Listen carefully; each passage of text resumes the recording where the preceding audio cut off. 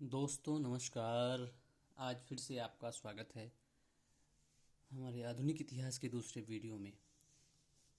दोस्तों वीडियो बहुत छोटा बनाया इसलिए जा रहा है क्योंकि छोटी छोटी वीडियो जल्दी समझ में आती है और ज़्यादा समझ में आती है और ज़्यादा समय भी व्यतीत करना नहीं पड़ता है।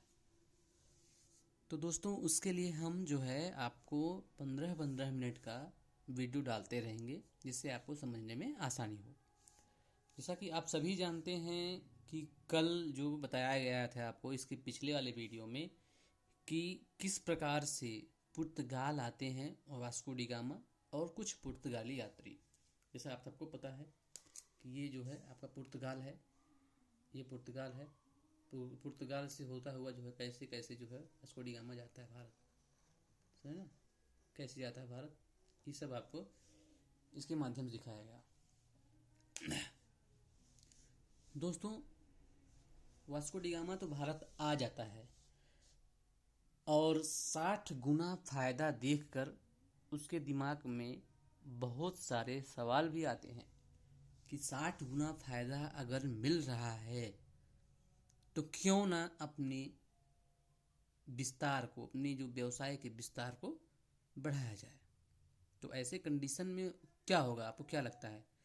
होगा यह कि धीरे धीरे वह एक छोटा सा जमीन लेकर कोठी बनाएंगे, व्यापारिक कोठी, कारखाना नहीं, व्यापारिक कोठी बनाएंगे।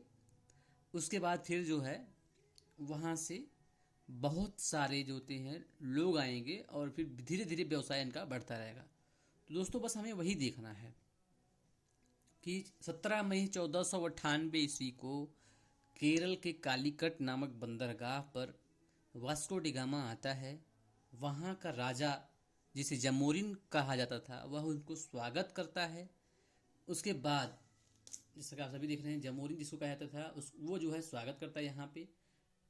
उसके बाद कुछ और लोग आते हैं और भारतीय इतिहास में उनका बहुत योगदान रहता है और अक्सर उनसे क्वेश्चन पूछे जाते हैं, तो उनके बारे में थोड़ा पढ़ना बहुत ज़रूरी है। वास्को डी गामा आया और उसको ये नज़र आ गया कि अगर हम लोग जो है फारस के लोगों से युद्ध नहीं करेंगे या हम लोग समुद्र पर एकाधिकार प्राप्त नहीं करेंगे, ये जो अरब सागर दिख रहे हैं यहाँ पर अगर एकाधिकार प्राप्त नहीं हुआ तो हम लोग व्यवसाय नहीं कर पाएंगे।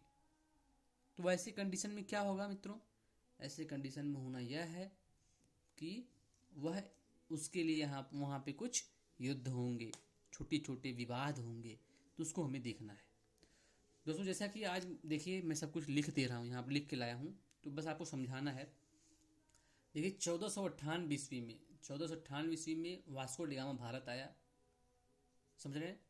ये तो आप देख ही लिए पिछले वीडियो में। उसके बाद की कहानी बताते हैं। 1500 ईस्वी में पेट्रो अल्वारेज नामक एक व्यक्ति आया, पेट्रो अल्वारेज नामक व्यक्ति आया। और 1502 ईस्वी में, 1500 में आपका पेट्रो अल्वारेज आ रहा है, और 1502 ईस्वी में वह क्या करता है, वास्को डी गामा पुनः भारत आता है। वास्को डी गामा पुनः भारत इसीलिए आता है क्योंकि उसको भारत के बारे में अब पहले से पता था। तो वास्को डी गामा पुनः भारत में आता है और वास्को डी गामा ही अपनी पहली व्यापारिक कोठी जो है का निर्माण करता है कोचीन में। ये क्वेश्चन पूछा गया है, इम्पोर्टेंट क्वेश्चन ये है कि वास्को डी गामा के द्वारा ही पहली व्यापारिक कोठी, देखिए कारखाना नहीं, व्यापारिक कोठी, एक ऐसा घर जहाँ पर वो लोग, वहाँ के लोग या यहाँ से जो व्यापारी गए हैं वहाँ रहते थे। और उस घर में, उस कोठी में कुछ सामानें आती थी, जो आयात निर्यात की सामानें आती थी वो रखी जाती थी वहाँ पे, और वहीं से जो है आके फिर बंदरगाह के थ्रू ये पुर्तगाल लेके आते थे। तो पहली व्यापारिक कोठी कहाँ खोली गई? कोचीन में। कब खोली गई? 1502 ईस्वी में। अब जब वो वास्को डी गामा पुनः भारत आता है, कहाँ खोला गया? मालाबार के तट पे, ठीक है। मालाबार के तट, अगर आप भूगोल पढ़े होंगे आपको पता होगा मालाबार का तट कहाँ से कहाँ तक, मंगलोर से लेकर केरल के कन्याकुमारी तक जो है फैला हुआ है मालाबार का तट, ठीक है। ये क्वेश्चन इंपॉर्टेंट है, ये भी क्वेश्चन पूछा गया है, मालाबार तट जो है कहाँ से कहाँ फैला हुआ था। फिर दोस्तों आपका दूसरा जो व्यक्ति आता है वो आता है फ्रांसिस्को डी अल्मेडा। ये बहुत इंपॉर्टेंट है, इसके बारे में क्वेश्चन पूछा गया है। कब से कब तक रहता है फ्रांसिस्को डी अल्मेड़ा जो 1505 से लेकर 1509 तक रहता है।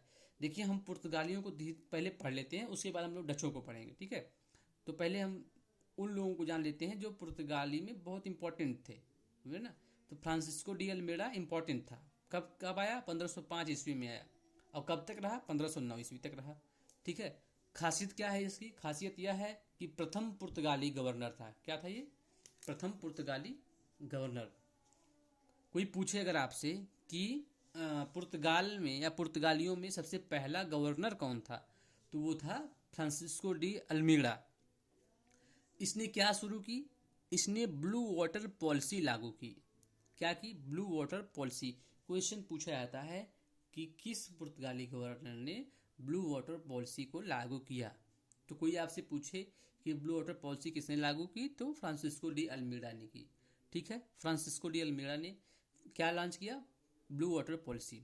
ब्लू वाटर पॉलिसी क्या थी? इस पॉलिसी के तहत ऐसा था कि अगर कोई अरब सागर में व्यापार करेगा, अरब सागर में व्यापार करेगा, तो उसकी अनुमति किससे लेनी पड़ेगी? फ्रांसिस्को डी अल्मेड़ा यानी पुर्तगालियों से लेनी पड़ेगी। अगर अनुमति नहीं है तो वो व्यापार नहीं कर सकता है। तो आपको क्या लगता है इस ब्लू वाटर पॉलिसी से किनको अच्छा नहीं लगेगा? अरब सागर में जो तुर्क थे, जो फारस के लोग थे, फारसी व्यापारी थे, उनको अच्छा नहीं लगता है। जब उनको अच्छा नहीं लगेगा तो वो क्या करेंगे? इस नियम का विरोध करेंगे, ब्लू वाटर पॉलिसी का विरोध करेंगे। उसके फलस्वरूप क्या होगा? उसके फलस्वरूप होगा युद्ध, एक छोटा सा, ठीक है। मिस्र, तुर्की और गुजरात के कुछ व्यापारी, ये तीन लोग वहां पे मुख्य रूप से व्यापार करते थे इंडिया से। तो इन तीनों लोगों के बीच किससे भी हुई? पुर्तगालियों से हुई। पुर्तगालियों से युद्ध होती है। और मजे की बात यह है मित्रों कि जीत जो होती है वो पुर्तगालियों की होती है। उसके एक छोटा सा युद्ध, थोड़ा सा झड़प था, कुल मिला जुला के, युद्ध नहीं था। और ये जो होता है इनके एक छोटे से एक जो जहाजी बेड़ा को जो है पुर्तगाली लोग पकड़ लेते हैं, और पुर्तगाली लोग जहाजी को बेड़ा को पकड़कर जमोरिन को सौंप देते हैं कि ये लीजिए आपके लिए एक उपहार लाए हैं।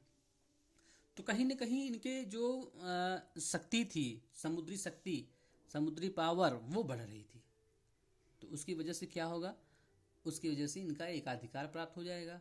और जब एकाधिकार प्राप्त हो गया इन क्षेत्रों पर, तब फिर इन लोगों की जो है, अभी आप धीरे धीरे आगे देखेंगे भी कार्टेज व्यवस्था लागू होगी। कार्टेज व्यवस्था जो होती थी वो हम आपको बताएंगे अभी कैसी कार्टेज व्यवस्था थी। उसके बाद फिर मित्रों आप अगला इंपॉर्टेंट आदमी है, देखो फ्रांसिस्को डी अल्मेड़ा के बारे में क्या जानना है कि प्रथम पुर्तगाली गवर्नर था। इसने ब्लू वाटर पॉलिसी लागू की और उसने युद्ध भी लड़ा था। मिस्र, तुर्की, गुजरात के व्यापारियों से छोटा सा झड़प हुआ था और झड़प में पुर्तगालियों की जीत हुई थी, जिससे इनका झंडा गड़ जाता है। झंडा जो ये झंडा बुलंद इसलिए हो जाता है क्योंकि इन लोगों को पता चल जाता है कि इनकी जो नेवी है, इनका नेवी पावर जो है ये बहुत स्ट्रांग है, इसलिए इनसे ज़्यादा उलझना नहीं है। तो दोस्तों अब अगला जो आएगा वो अल्फांसो दी अल्बुकर्क आएगा। अल्फांसो दी अल्बुकर्क ये दूसरा पुर्तगाली गवर्नर थे। क्वेश्चन पूछा गया है दूसरा पुर्तगाली गवर्नर कौन था, तो अल्फांसो दी अल्बुकर्क था इसका। सबसे खास बात क्या थी? कोई पूछे कि पुर्तगाली सत्ता का वास्तविक संस्थापक, पुर्तगाली सत्ता का वास्तविक संस्थापक कहाँ पर? इंडिया में। इंडिया में पुर्तगाली सत्ता का वास्तविक संस्थापक किसे कहा जाता है? तो पुर्तगालियों का वास्तविक संस्थापक जो कहा जाता है वो अल्फांसो दी अल्बुकर्क को कहा जाता है। क्यों कहा जाता है? उसके पीछे कारण है। कारण यह है कि 1510 ईस्वी में 1510 ईस्वी में इसने गोवा को जीत लिया। सोचिए आप कि एक आदमी जो व्यापारी बनकर आया है 1510 ईस्वी में वो पूरे गोवा को जीत लेता है।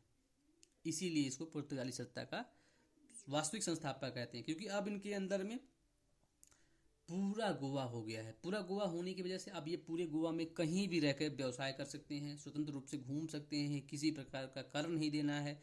तो इनको कहीं न कहीं इसीलिए कहा गया है कि अल्फांसो दी अल्बुकर्क जो है वो गोवा को जीता है। और मित्रों खास बात यह है कि गोवा को जीता 1510 ईस्वी में, पुर्तगालियों ने जीता गोवा को 1510 ईस्वी में। लेकिन ये जो है स्वतंत्र कब होता है? आपको पता है भारत जो है 15 अगस्त 1947 स्वतंत्र हुआ है, लेकिन जो गोवा है वो गोवा जो होता है ना 1961 में स्वतंत्र होता है। सबसे बाद में स्वतंत्र होने वाला राज्य जो है वो गोवा है, क्योंकि पुर्तगालियों की संख्या वहां ज्यादा थी। दूसरा लाइन क्या है? किससे जीता है इसने? बीजापुर के शासक यूसुफ आदिल शाह से जीता है। ये क्वेश्चन बहुत ज़्यादा इम्पोर्टेंट है, ये क्वेश्चन पूछा गया है कि गोवा से किसने और किससे जीता है।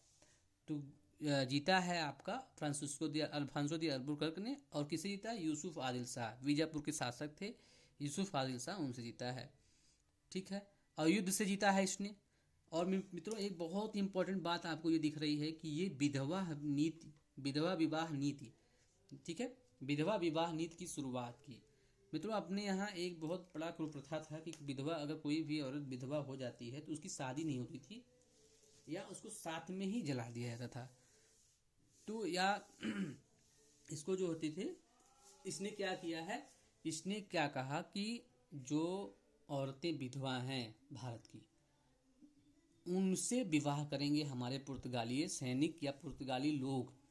क्यों? उसके पीछे इसका कारण क्या था? तर्क ये था कि अगर किसी भी विधवा से विवाह कोई पुर्तगाली कर लेता है तो कहीं न कहीं उसका रिश्तेदार हो जाएगा वो, और कोई भी व्यक्ति अपने रिश्तेदार को भगाता नहीं है। तो इस वजह से विधवा विवाह जो है वहाँ पे प्रचलन हुआ और काफ़ी हद तक ये सफल रहा। और दूसरी चीज़ ये लोग ये कहें कि सहानुभूति मिल जाएगी, सहानुभूति मिलने की वजह से वहाँ के लोग उनकी रिस्पेक्ट करेंगे, सम्मान करेंगे और वहाँ की उनको नागरिकता मिल जाएगी। इस वजह से इसने एक विधवा विवाह की नीति की शुरुआत की। किसने की? अल्फांसो दी अल्बुकर्क ने। ये बहुत इंपॉर्टेंट क्वेश्चन है, इसको बहुत ध्यान से देखिएगा आप लोग। और तीसरा जो है आपका बहुत इंपॉर्टेंट काम जो इसने किया है, वह क्या किया है? 1511 ईस्वी में, आप यहाँ देखेंगे कि 1511 ईस्वी में मलक्का पर नियंत्रण किया। मलक्का आपको पता है, मलक्का की जल संधि, ठीक है, इसने मलक्का पर नियंत्रण किया है। कोई पूछे आपसे कि मलक्का कहाँ है या मलक्का पर नियंत्रण किसने किया है, तो अल्फांसो दी अल्बुकर्क ने किया है। ठीक है, और दूसरा बात यह है कि 1515 ईस्वी में हरमूज पर नियंत्रण किया। हरमूज ये है, ये वाला जो देख रहे हैं आप हिस्सा, ये वाला फारसी खाड़ी के पास में जो है, इसी को हरमूज बोला जाता है। हरमूज पर नियंत्रण किसने किया? वह भी अल्फांसो दी अल्बुकर्क ने किया। Alfonso de Albuquerque. फ्रांसिस्को और अल्फांसो में थोड़ा सा कन्फ्यूजन होता है, तो आप कन्फ्यूजन थोड़ा दूर कर लीजिएगा। देखिए मलक कितनी बड़े बड़े काम कर रहा है ये।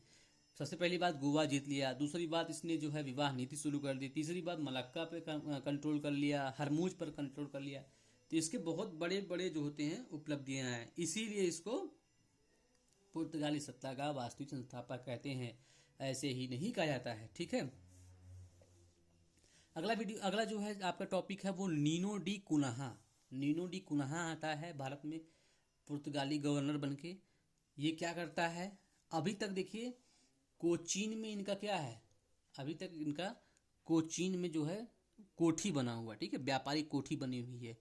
और गोवा को इसने जीत भी लिया है। किसने? अल्फांसो दी अल्बुकर्क ने। लेकिन इनका मुख्यालय जो है अभी कोचीन में ही है, गोवा में नहीं है। ठीक है, गोवा में क्या है? नहीं है। गोवा में इसका क्या है? ये गोवा है, इसने इस एरिया को जीत लिया है। गोवा में नहीं है, कोचीन में ही है। लेकिन नीनो डी कुन्हा जब आता है तो वो कहता है जब गोवा अपना है तो गोवा में ही जो है अपना मुख्यालय भी होना चाहिए। तो नीनो डी कुन्हा जो होता है क्या करता है, 1530 ईस्वी में अपना मुख्यालय बनाता है। कहाँ पर? गोवा में। ठीक है, 1535 ईस्वी में दमन और दीव जो होता है, दोनों को 1535 ईस्वी में दीव पर पहले अधिकार प्राप्त कर लिया, 1559 ईस्वी में दमन पर अधिकार प्राप्त कर लिया। समझ रहे ना? अक्सर क्वेश्चन पूछे जाते हैं दमन और दीव पर किसका अधिकार था, तो पुर्तगालियों का अधिकार था। ध्यान दीजिएगा। ठीक है, और कुछ मुख्य बातें ये हैं, कहाँ कहाँ अधिकार प्राप्त किया? कोचीन, कन्नौर, गोवा, दमन दीव, हुगली। हुगली आपका ये जो है पड़ेगा कोलकाता में, मद्रास, हरमूज, मलक्का, सालसेट, सालसेट द्वीप पर यानी बम्बई। ठीक है, आज का जो है बम्बई जो होता है उसको सालसेट कहा जाता था पहले। ठीक है, सालसेट द्वीप को भी कब्जा किया। तो ये मुख्यतः क्वेश्चन कभी कभी इससे पूछ लिए जाते हैं कि भैया बताइए कोचीन पर किसका कब्जा था, पुर्तगालियों का, अंग्रेजों का, फ्रांसीसियों का, डच का? तो आपको पता होना चाहिए कोचीन पर जो है पुर्तगालियों का कब्जा था। कोचीन, कुन्नौर, गोवा, दमन दीव, हुगली, मद्रास, हरमूज, मलक्का और सालसेट यानी बम्बई, इन सभी जगहों पर किसका कब्जा था? वो था पुर्तगालियों का कब्जा। ये जो है बहुत ध्यान से आपको समझना पड़ेगा। ठीक है। अब एक और छोटी सी बात आप इसमें ऐड कर लीजिए इस वीडियो में। वास्को डी गामा जो है तीसरी बार भारत आता है। वास्को डी गामा जो है तीसरी बार भारत आता है। वो 1523 ईस्वी में आता है और 1527 ईस्वी में ही इसकी मृत्यु हो जाती है, इसका देहांत हो जाता है। कहाँ पर? भारत में ही। कोई पूछे इसका कहाँ इसको दफनाया गया है, तो कोचीन में ही इसको दफनाया भी गया है। ठीक है, वास्को डी गामा यहीं मरता है, यहीं पर इसको दफनाया भी जाता है। तो मित्रों, आज के वीडियो में बस इतना ही। हम लोग पढ़े क्या? पुर्तगाली गवर्नर को पढ़ा है, वायसराय को पढ़ा है। पहला हमने फ्रांसिस्को डी अल्मेडा को पढ़ा है, दूसरा हमने अल्फांसो दी अल्बुकर्क को पढ़ा है, तीसरा हमने नीनो डी कुन्हा को पढ़ा है। उसके पहले हम लोग किसको पढ़े हैं? पेट्रो अल्वारेज को पढ़े हैं, जो ब्लू वाटर पॉलिसी लाता है। ओ सॉरी, ठीक है, जो कोठी बनाता है। वास्को डी गामा को पढ़े हैं। तो Vasco da Gama, Pedro Alvares और Francisco de Almeida, Alfonso de Albuquerque, Nino da Cunha, ये 4 लोगों को हमने पढ़ा है। 4 लोगों की अपनी अपनी इंपॉर्टेंस है और अक्सर इनसे क्वेश्चन पूछे ही जाते हैं एग्जाम में, इसलिए इसको जरूर अच्छे से तैयार कर लें। आज के लिए इतना ही। धन्यवाद। मिलते हैं अगले वीडियो में।